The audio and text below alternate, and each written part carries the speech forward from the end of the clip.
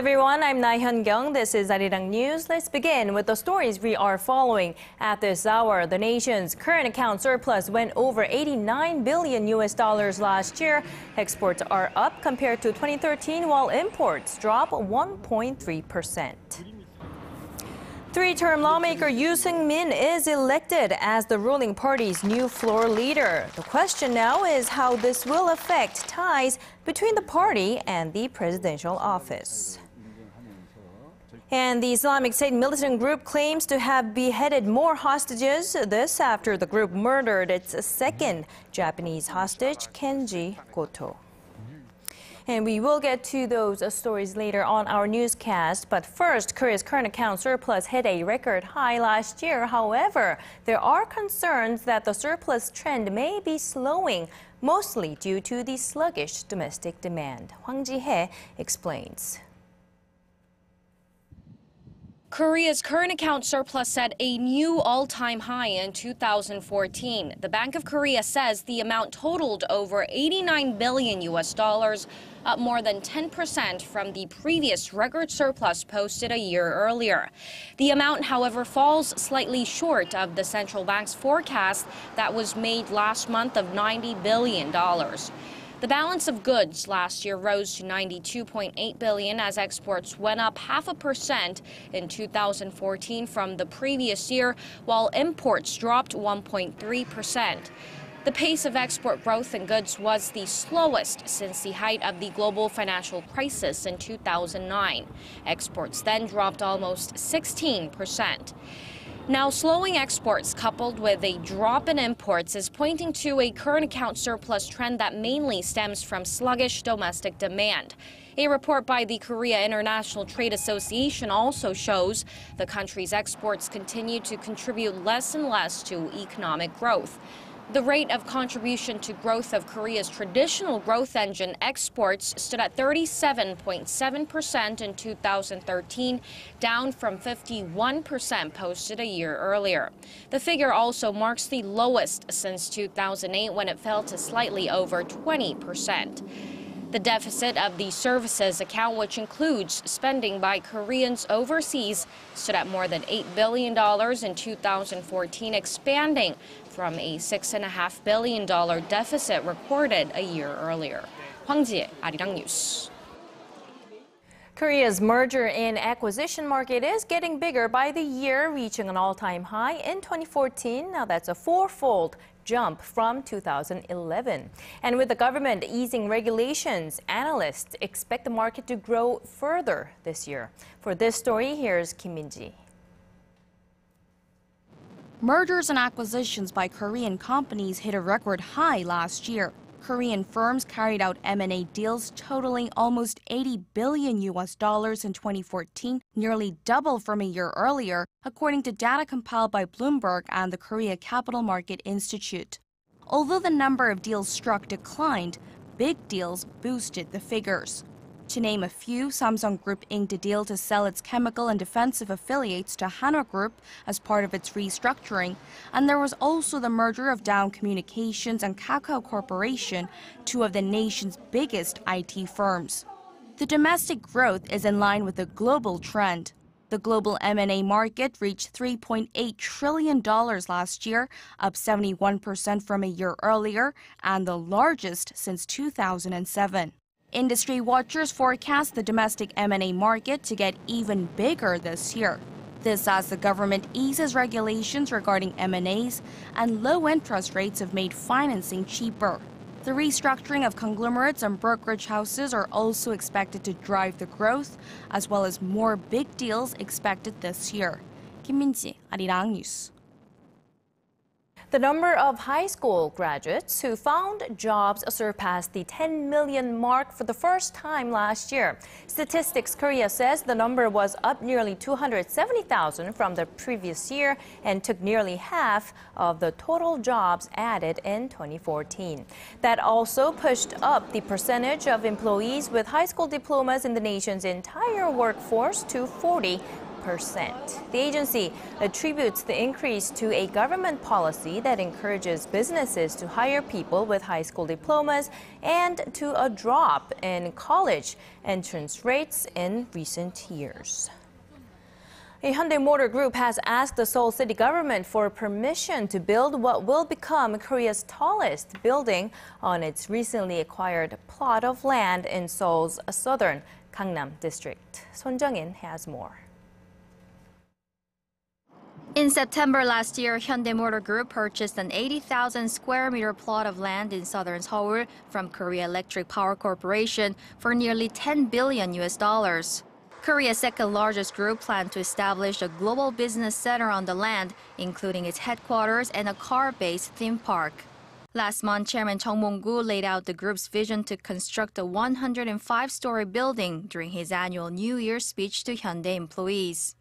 On Sunday, the group finally submitted its detailed development scheme to the Seoul city government. The finalized plan is to build a 115-story structure that will house the group's headquarters, offices, and other business facilities. It's 10 floors higher than the previously envisioned building and will stand 571 meters tall. Hyundai Motor Group also aims to build a commercial facility inside a separate 62-story building featuring a convention center, hotel, and shopping mall. If everything goes to plan, the construction will become the tallest building in Korea.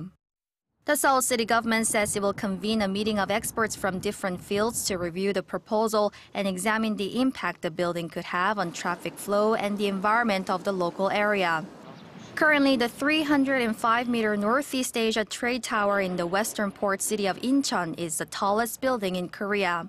The Lotte World Tower in southeastern Seoul, which has run into a number of construction and safety controversies, will be 555 meters tall once it is completed next year. Son Jung-in, ARIRANG News.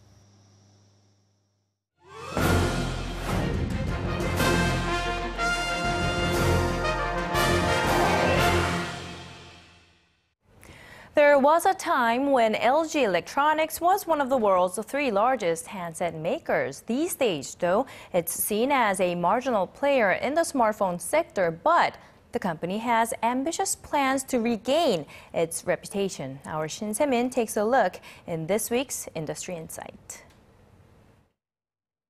It all started with Apple's rollout of the iPhone. Then the race to be the winning choice seemed to focus on larger displays, higher definition, thinner and lighter, and onto cheaper smartphones.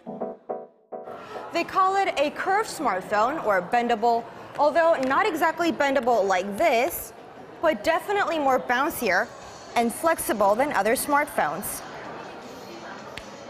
But with smartphones highly commoditized and cheap Chinese phones with all the so-called cool factors flooding the market, could this shuffle up the smartphone industry? Not immediately. But LG officials believe its new phone has a feature providing new potentials to the saturated smartphone market, a market in which more than 1/3 of the world's entire population is forecast to own a smartphone by the end of the year. I don't see it being a game changer, but then I still do see as a point of differentiation for their flagship phone. Yes, so they are moving in a direction which I think eventually some of the industry players would also move into. Experts believe the curved smartphone represents the first step in achieving flexibility and display innovations that are needed to develop wearable gadgets. Curved displays are required as they need to be wrapped around wrists or other body parts. Experts believe the wearables are the next big thing for smartphone makers who will have to overcome technological barriers, particularly in displays. Probably something that you'd wear on the inside of your wrist with a large display and that's wearable, or something that actually rolled up or folded up that you could put into your pocket and then bring out in its full form. Those are the 2 implementations that seem the most likely. It may look and sound futuristic, with smart devices rolling and folding in the hands of users. But industry watchers say this technology could be fully commercialized sooner than you imagine. It will happen soon, in 5 to 7 years' time. Right now, only LG Electronics and Samsung Electronics have the technology to curve the display, and that technology will definitely add value to their smartphone sales in the long run. Korea's LG Electronics has been steadily increasing its investment in R&D since 2011, with spending reaching some $2.8 billion in 2013. There's no guarantee such investment will lead to a game-changing wearable gizmo, but working in tandem with its affiliate LG Display, the world's largest screen maker, the analyst says LG is giving itself a valuable head start. Shin Se-min, ARIRANG News. In the year 2012 for Korea was at its record high. All of the day's important events close to home and around the world. Join Laah Hyun-kyung live from Seoul. Shopping market thinks the true meaning of creation shines through. Korea's ruling Saenuri Party has elected a new floor leader. Three-term lawmaker Yoo Seong-min will now be in charge of coordinating major policies and reform plans with the presidential office as well as the government. Park Ji-won has this report. Three-term lawmaker Yoo Seong-min has been elected the ruling Saenuri Party's new floor leader with 84 votes. 149 of the party's 158 lawmakers cast their ballots on Monday at the National Assembly. In what had been a tight race, Yoo defeated four-term lawmaker and former maritime minister Lee Joo-young. Yoo is more critical of the administration than his opponent Lee, who was considered a pro-Park Geun-hye candidate. Upon winning the election, Yoo emphasized the importance of direct communication with the presidential office and the government. I vow to have sincere communication with the presidential office and the government. We will closely cooperate while pondering together which policies will truly reflect and serve the will of the people. Four-term lawmaker Won Yu-chul will assist Yoo as the party's chief policymaker. The floor leader is in charge of spearheading ruling party legislation and coordinating party policy. Yoo and the ruling Saenuri Party leader Kim Moo-sung are both from outside the mainstream, so huge change in relations between the ruling party and the presidential office is expected. Previous floor leader Lee Won-gu resigned from the post late last month when he was named prime minister. Park Ji-won, ARIRANG News. The final hearing in the so-called nut rage trial involving the former vice president of Korean Air will open shortly. It's scheduled to start at 2:30 p.m. Korea time. The prosecution is pushing to find Cho Yeon-ah guilty of 4 main charges, including violation of aviation safety rules and coercing staff to make false statements about the incident. The 40-year-old daughter of Korean Air's chairman allegedly ordered a crew member off a flight after flying into a rage about the way her macadamia nuts were served. Legal experts say she could face a maximum sentence of up to 15 years in prison if found guilty. The verdict is expected in a couple of weeks' time. And moving on, North Korea has accused the United States of rejecting its latest invitation for talks. And the regime's leader Kim Jong-un made some interesting comments about how he no longer intends to sit down and talk with those criticizing Pyongyang's socialist system. For this report, here's Hwang Sung-hee. North Korea says the United States is working hard to shift the blame for the current deadlock over dialogue. Pyongyang's state-run Korean Central News Agency reported Sunday that Washington refused its invitation to send one of its top diplomats to Pyongyang. This just days after U.S. Special Representative for North Korea Policy Sung Kim said following a meeting in Tokyo that the window to dialogue remains open as long as Pyongyang demonstrates its sincerity. North Koreans will need to demonstrate its commitment to denuclearization in a concrete manner before we can resume any serious negotiations. Last month, North Korea said it was willing to suspend nuclear testing if the U.S. halted its annual joint military drills with South Korea, an offer flatly rejected by Washington. Now Pyongyang could be shifting its stance. North Korean leader Kim Jong-un was quoted by state media as saying Pyongyang would no longer sit with, quote, rabid dogs openly barking about toppling its socialist system, while he personally oversaw joint naval and air force drills targeting the U.S. Navy. North Korea's blossoming friendship with Russia could be behind Pyongyang's confidence. Russia on Friday revealed plans for a large-scale military exercise with North Korea, and Kim has reportedly chosen Moscow as his first overseas destination since taking power. Experts say a stronger relationship with Russia would be a huge breakthrough for North Korea, which stands as the most isolated country in the world. Hwang Sang-hee, ARIRANG News. And we stay with North Korea. As Sung-hee just mentioned, the South Korean government sources say North Korean leader Kim Jong-un personally attended military drills last month aimed at taking out U.S. aircraft carriers. North Korea's Navy and Air Force held its second military exercise of the month last week in the East Sea. The first, also overseen by Kim, took place on January 23rd in the West Sea. The most recent drill is known to have taken place around an island near the port city of Wonsan. Submarine units also took part in the drills. The Islamic State militant group claims to have beheaded more hostages, this time that of an Iraqi officer and 2 soldiers. The latest online posting comes a matter of days after the IS killed its second Japanese hostage, Kenji Goto. Our Ji Myung-gil has the latest. In one photo, a blindfolded man, presumed to be a police lieutenant colonel, kneels in the street as a masked militant beheads his victim with a machete.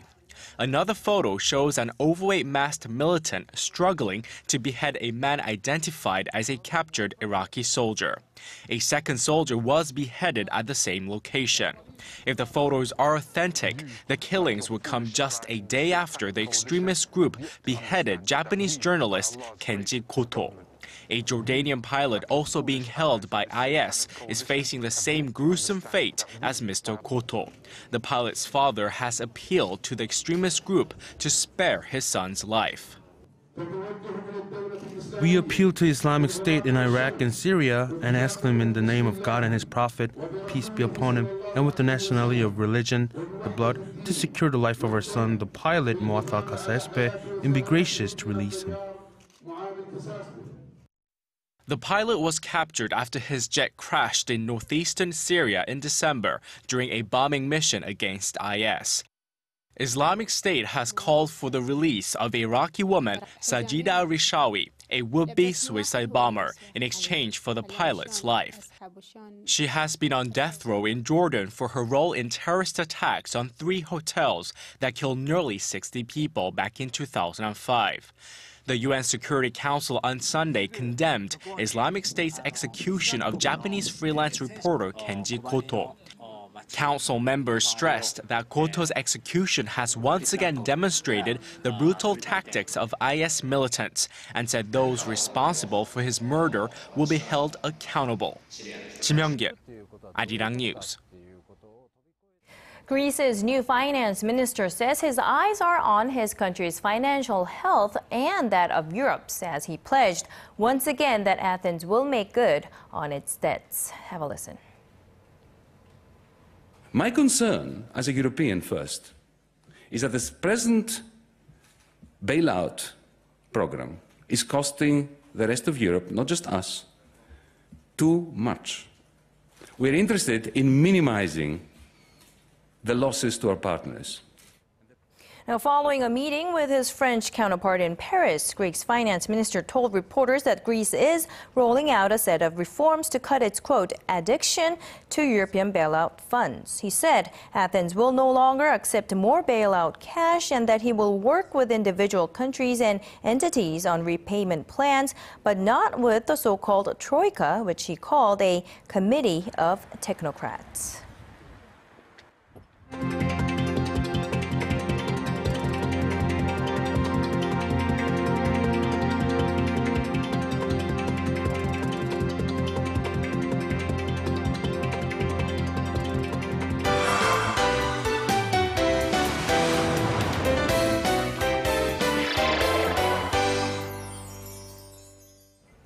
Video art in Korea has a history of over 50 years, but it's the early video artists who were truly the pioneers of their time. That's at least according to our Im Yoon-hee, who is here today to explain what that means. Good afternoon, Yoon-hee. Good afternoon. So video art is always taking on new forms, new dimensions, so it's hard to remember where it all started and maybe who started it all. So today I have a look at one of those artists who happens to be Korean, but I also have a look at another exhibition that brings into focus car art. Take a look at this next report. Park Hyun-gi. It's not a name in video art you hear as much as Baek Nam-jun, but it's just as important. Considered the first artist to use video as a medium for art in Korea, Park Hyun-gi took a bold risk in experimenting with something new. This exhibition showcases more than 1,000 pieces by the late artist, some that date back to his earliest years of exploration, as well as works completed later in his career. Park is different from Baek Nam-jun because his base comes from a Korean-Orient origin while using a Western hybrid medium. This may look like a rusty old car, something from an abandoned yard, but this car sits amid a flurry of words carved out by artist Kim Jong-gu. It's part of Hyundai Motor's exhibition Brilliant Memories, which takes a look at the company's history from an artistic viewpoint. The possibilities of the automobile are seemingly endless here. The works of 14 different artists lighting the way for both automobiles and art. So that exhibition is being held at the Dongdaemun Design Plaza, if I'm not mistaken, right? Right. So the DDP has become a cultural hub. Many other exhibitions are being held there as well, but this particular exhibition, people are saying is quite exciting. So not only do you get to look at the history of the Hyundai and the Hyundai cars, but you also get to look at sort of a new take on car, very artistic form, like a piano in the backseat of a car, in the trunk of a car, something that you wouldn't expect. So when it comes to video art, of course, everybody knows Baek Nam-jun, but Park Hyun-gi is quite an unfamiliar name for many people. So with video art, Baek Nam-jun is recognized globally as a video artist, but what many don't know is that Park is also another very well-known video artist who's just as important, if not more important, to Korea's video art and actually the world's video art as well. And so this particular exhibition was gathered from his family, it was donated by his family, who put together a collection over, and they sorted through thousands of his works over the years. So unfortunately, the artist passed a few years ago, but this particular exhibition is very special because it looks at both his early works, his late works, so it gives a look at the development of video art. All right, so Park Hyun-gi is the name to remember on top of Baek Nam-jun. Of course, can't forget both of them. Thank you very much, Uni, for today's report. You're very welcome.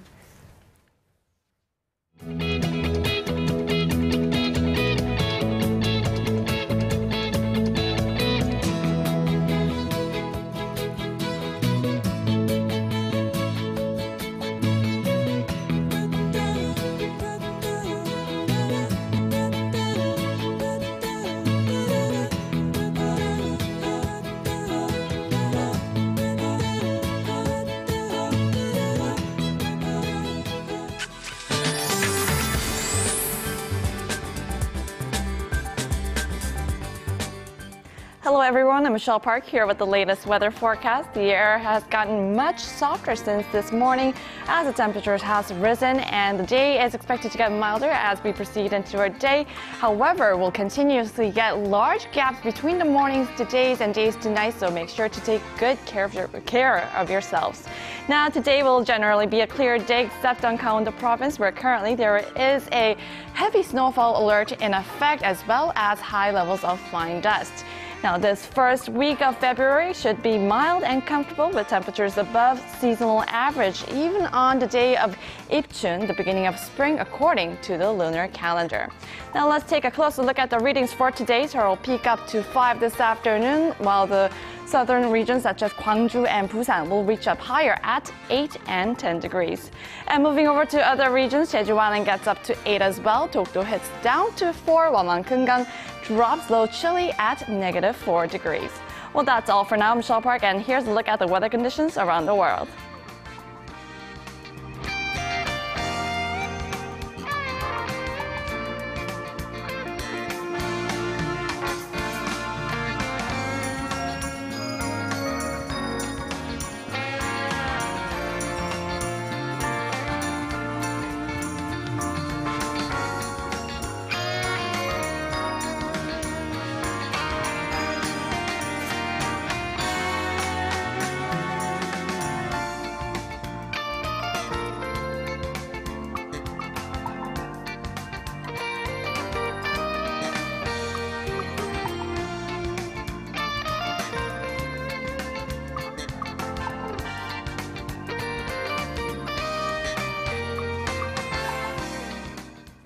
Well, that's ARIRANG News for now. I'm Laah Hyun-kyung in Seoul. I'll be back with all of that and more at 4 p.m. Korea time.